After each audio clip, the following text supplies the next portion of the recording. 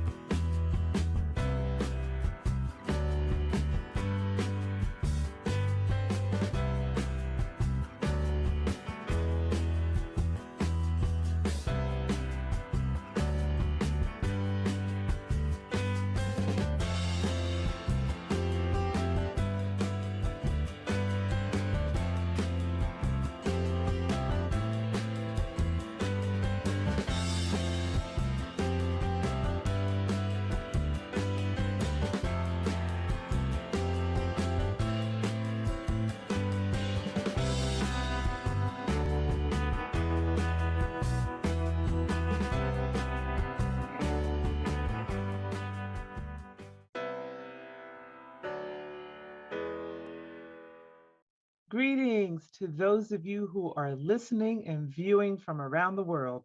Welcome to My Journey with Paula G, where we are juggling this journey called life while each of us are walking in the gifts and talents that God has given us. If this is your first time on the journey, thank you all so much for joining us. We are so grateful that you have tuned in or you are viewing. If you are returning, welcome back. It's good to have you back, and we appreciate your continued support. I tell you all each and every week that time is precious.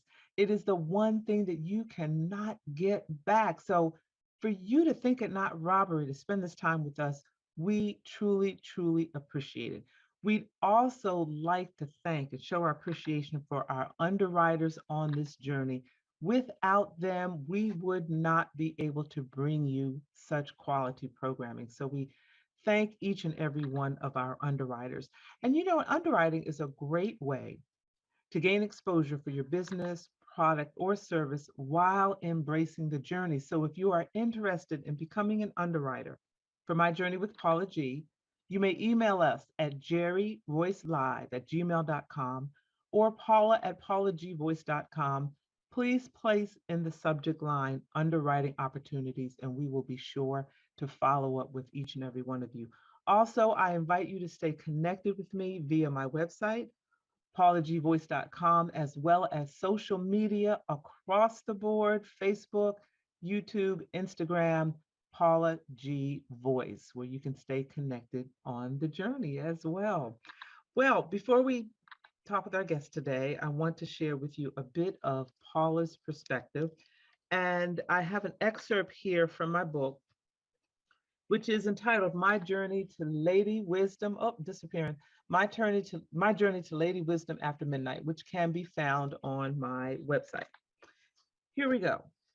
If you want to change the person that you are today, you must take a trip back through your past.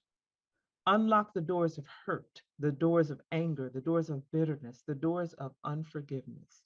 You must unlock all those doors that are harboring debilitating baggage in order to continue to move forward in freedom.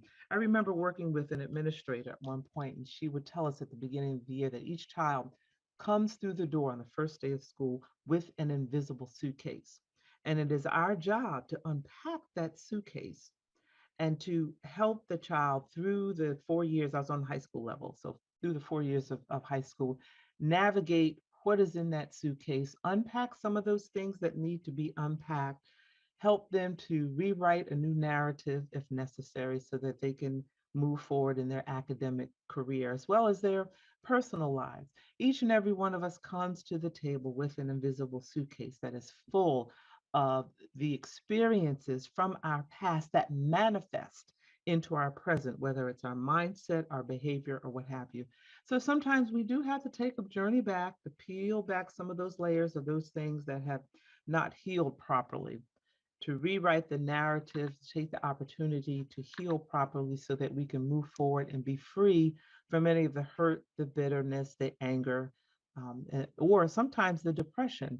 So I would encourage each and every one of you as you say your prayers, that you lift your petitions to the Lord and just ask for help on that journey for healing, because definitely in this day and age, with so much that is overwhelming each and every one of us, we all could use that prayer for a healthier future. So I hope that helped you, and that is Fall's perspective. Well, it is time for our guest today, and our guest today is an author. She's a teacher. She is involved in spiritual wellness, and she's here to drop some nuggets on us today. She is Caterina Orr. Blessings to you, my sister. Thank you so much for joining us here on the journey. Thank you for having me. I'm excited to be here. Excellent, excellent. So you've been a busy, busy woman. So first of all, before we get started, tell us a bit about, the theme of our show is juggling this journey called life while walking in the gifts and the talents that God has given us. So share with us a bit of how the last couple of years, because at the time of this particular show, we are still engrossed, shall we say, in a pandemic. So share with us a bit of how you have navigated the last couple of years or so. Well, pandemic time, I think it was difficult, or and still is in some cases for everyone. But, I was blessed, first of all, with my career, that it was a easy move from office to home. I don't think it was so easy for students because, of course, we had to move to online learning. Um, but I just really took that time to work on me. It was a time where I had an opportunity to write my book or continue to write. I could reflect on my relationships with my husband and my children and my church family. So the pandemic overall it wasn't a good thing at all, but I was blessed to be able to use that time for the betterment of me, self care, relationships, even professional relationships. I was able to navigate those things as a result of the time that was given. Before, I was the interim department head of the African American Studies program at Valdosta State, and I didn't have time to do anything at all. I was kind of put in that position. It was definitely a blessing, but it was a position that I had never experienced before. It's extremely fast paced, and I was hanging with it. But Mhm. I think being able to come home like I was, first of all, I was able to appreciate how important it is to take time for yourself. Mhm. And secondly, I was able to do those things that I was able to do. So it sounds like you really utilize that time to regroup, refresh, restore, perhaps rest. And Yes, I think for so many, like you said, the pandemic itself was not necessarily a good thing, right. but how some of us were able to utilize it, there was some good that has come out of it. So, in your role as an educator at Mhm. Valdosta State University, which is located in Georgia, in the Yes, southern part of Georgia, my daughter very actually southern. spent 2 years, freshman and sophomore year, at Valdosta State back in the mid 2000s or so before she transferred to Howard University. It's a beautiful campus, Yes. beautiful, beautiful part of Valdosta. Share with us a bit more about what it is that you do at Valdosta State and why you're so passionate about it. I've been there 16 years, and I actually started out in the English department. And after 4 years, I moved over to the African American Studies program, and I was there for 11 years. Mm. And that was the absolute best experience because I was able to influence African American students. Now, of course, it was diverse, and they weren't all African American students, but of course, the majority. And what I learned is those students who took those classes were already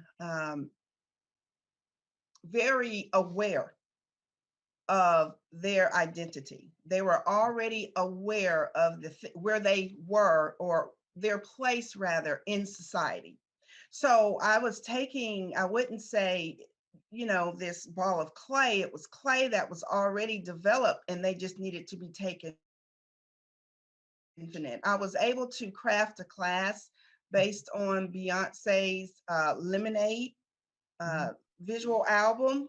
That was great. It got national attention, and we were able to form what we called the sisterhood. No name, no anything, and the only stipulation is, or was, you had to go through the class. And once you went through the class, you were automatically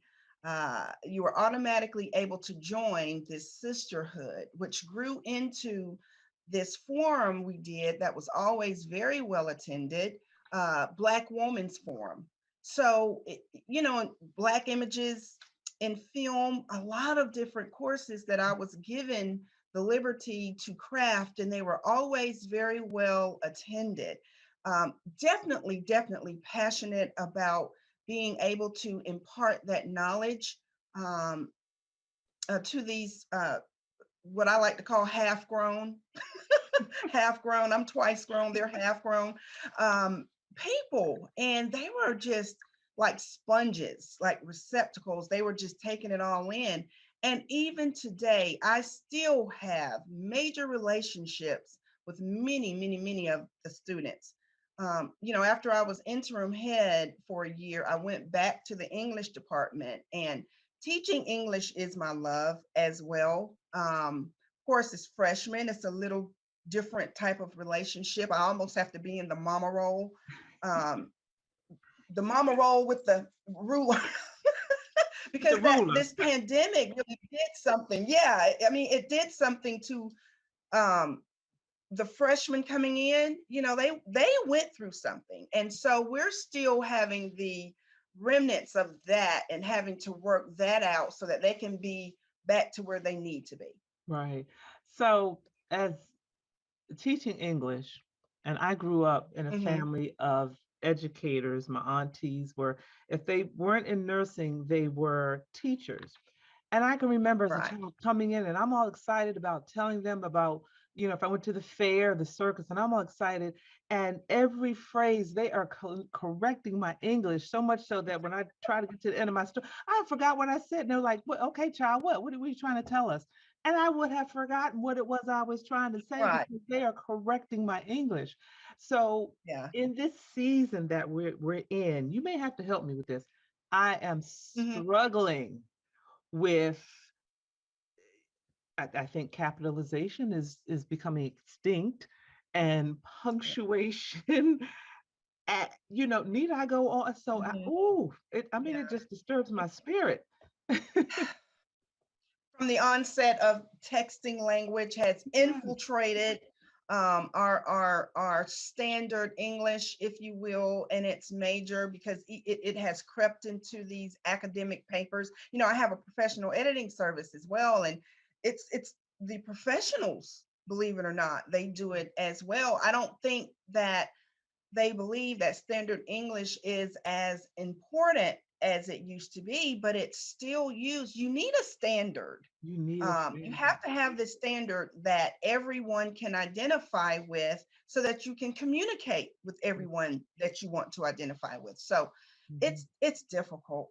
It's difficult and Yeah. it's amazing. It's in my syllabus. Please don't use texting language in your writing, and it still creeps up, and they pay. They pay. Yeah, My they do students, I'm dearly. sorry, yeah, they pay for it.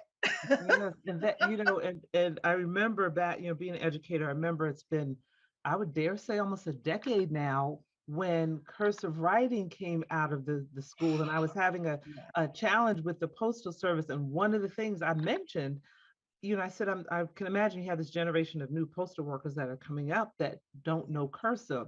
And the supervisor on the other end, she said, yeah, that's becoming a challenge. So you got mail they're handling and can't read cursive because it was taken out of the schools about 10 years ago. So wow. yeah, so it's, I don't want to get off on these pet peeves, but to your, to your Yeah, point, the power of proper use of yes, language speaks to where we are when it comes to communication nowadays. right. That kind of trickles into to other areas. It does.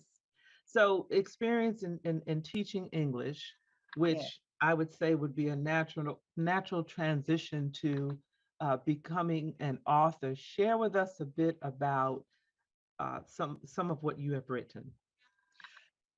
It's I write everything. It's funny because I've written screenplays and I often uh, put my screenplays into different writing competitions, Mhm. and even one in New York, the international competition, I was able to place in the quarterfinals. So I write screenplays, I write stage plays. I've written and directed stage plays that have been performed in 4 different states.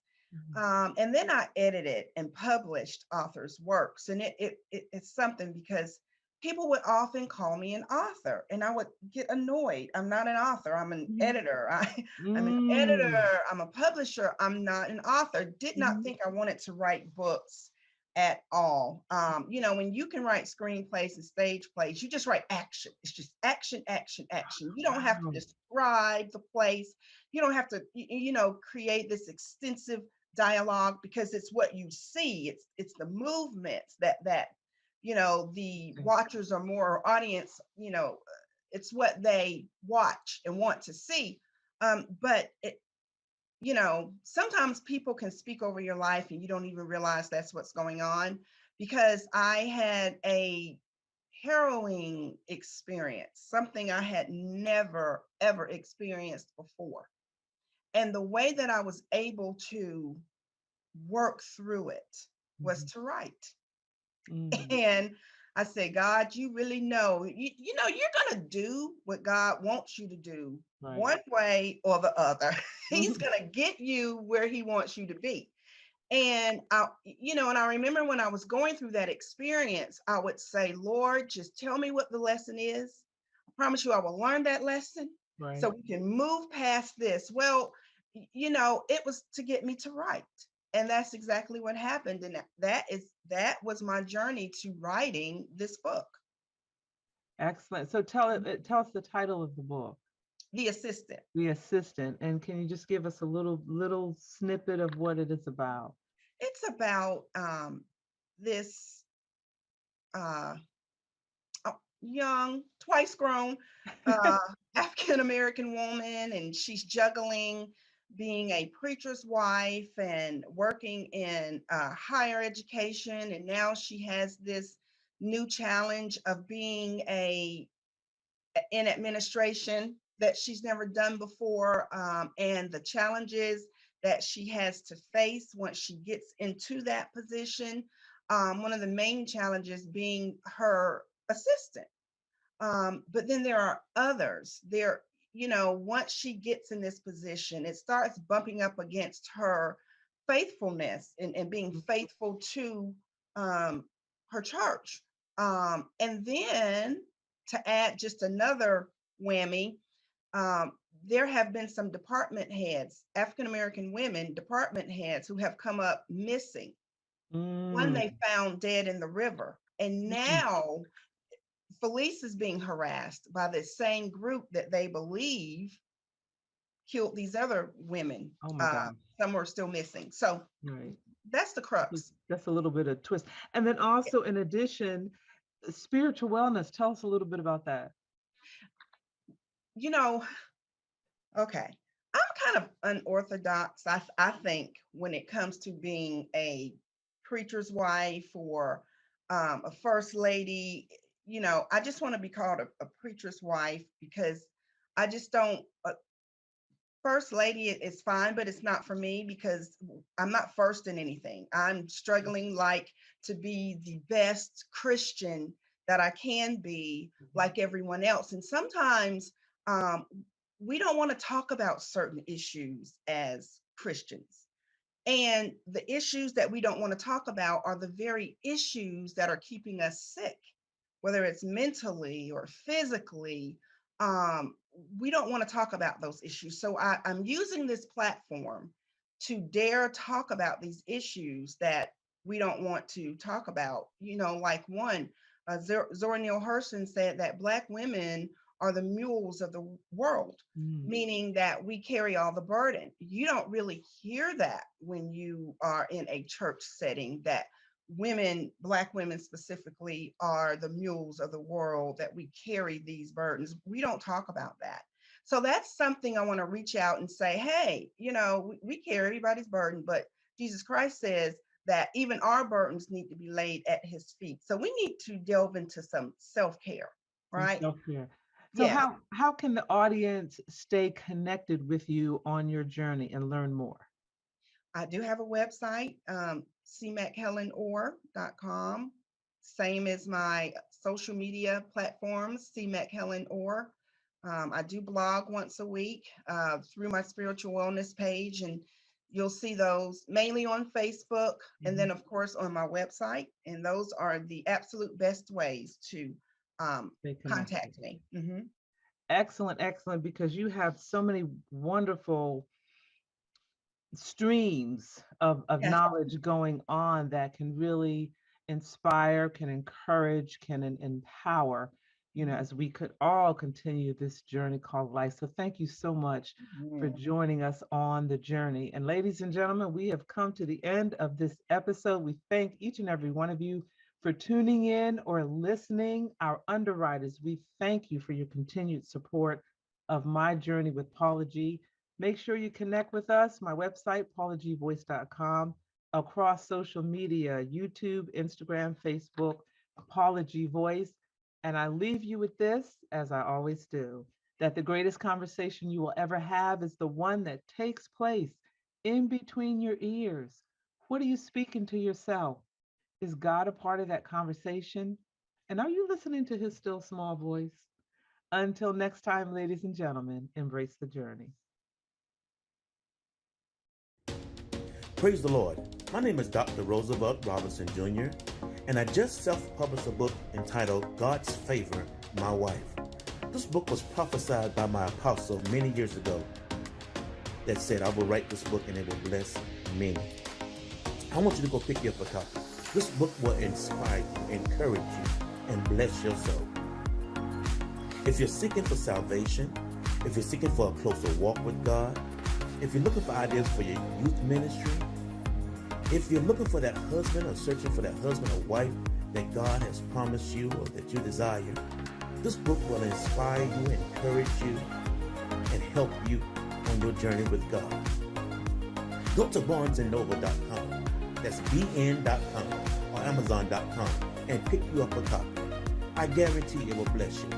I have shared my experience and my testimony of how I met my wife and we got married, and how I have gained favor down through the years being married to my wife. Be blessed.